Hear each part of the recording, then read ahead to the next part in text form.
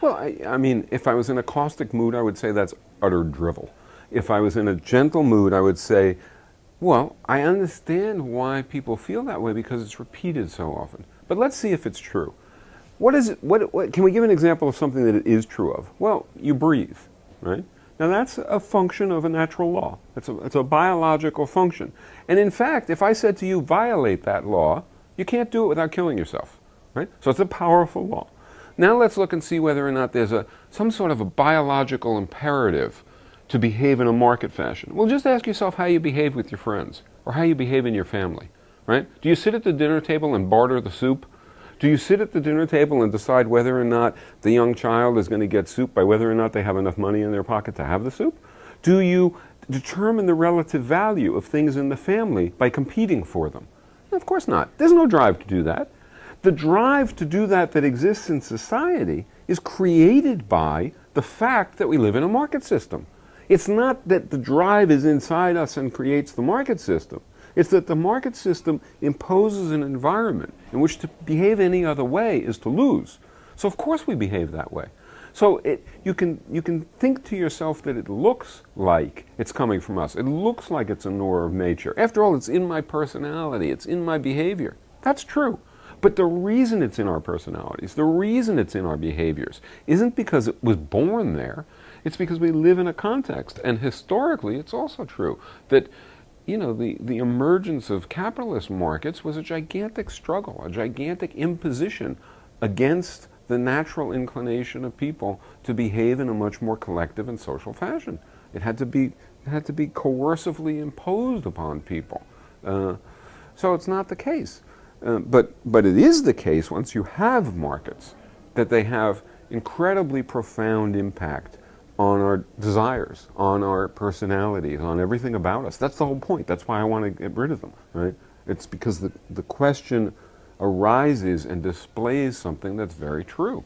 For example, of a stark example, in the 1950s in the United States, it was called the golden age of capitalism.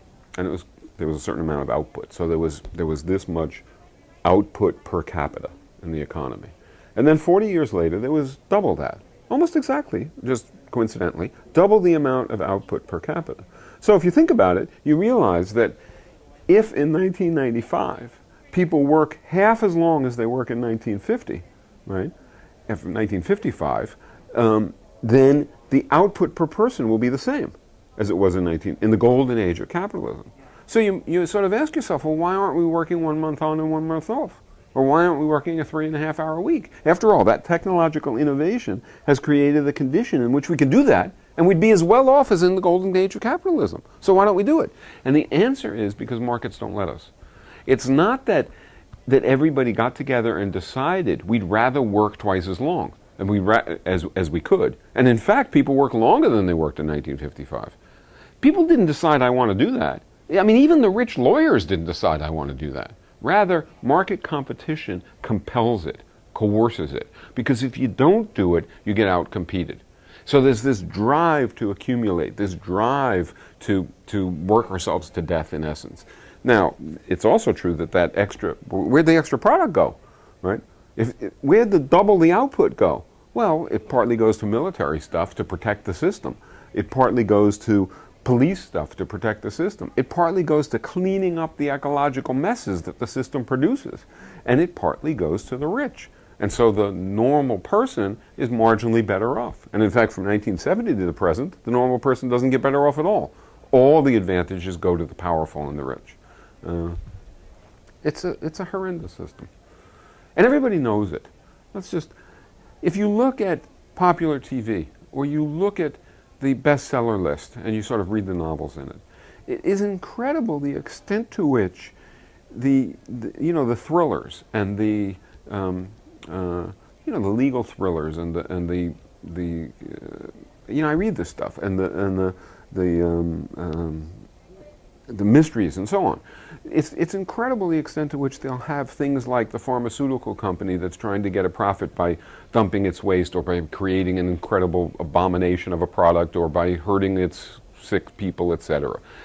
And if you read it carefully, it actually understands why. Most of the time it doesn't attribute it to the nefarious individual.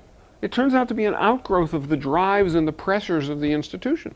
So at some level, everybody knows this. At some level, everybody understands it. But as you say, they think of it like aging. They think of it like the wind. They think of it as something inevitable. And so they feel like, yeah, I know it, but I don't want to wallow in it. I don't want to keep repeating it. In fact, I'd rather hide from it because it's so miserable. And there's nothing you can do about it. Well, the fact is there is something you can do about it. You can change it. I mean, we can actually live under a different system. Just imagine somebody saying under cannibalism or under slavery or under dictatorship, well, there's nothing you can do about it. Well, they'd be wrong. There is something you can do about it. You can get beyond these archaic systems and move closer and closer to fulfilling human capacities. And that's what we need to do.